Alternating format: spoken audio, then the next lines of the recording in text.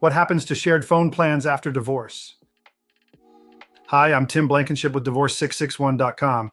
One of the smaller but surprisingly complicated details that comes up during and after divorce is what to do with a shared phone plan.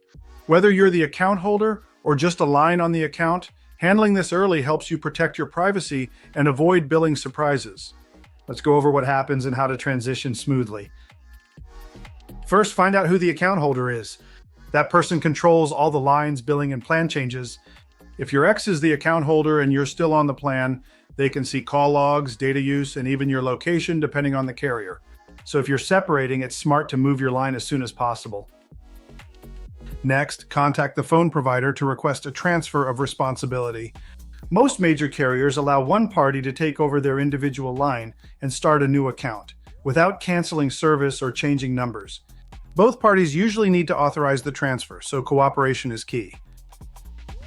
We had a client whose ex didn't remove them from the shared plan, and months later, she discovered her phone bill was being used to track her movements.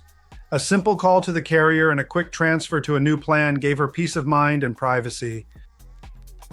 At Divorce 661, we remind our clients to include tech-related transitions, like phone plans, streaming services, and shared apps, in their post-divorce checklist.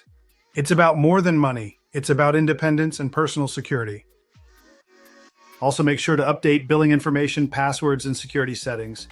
Even if you're the one keeping the account, change your login credentials and remove any shared payment methods to prevent issues down the road. If you're wrapping up a divorce and want to make sure you're protected on all fronts, including your phone plan, visit Divorce661.com for a free consultation. We'll help you handle the legal paperwork and life's practical details so you can move forward with confidence.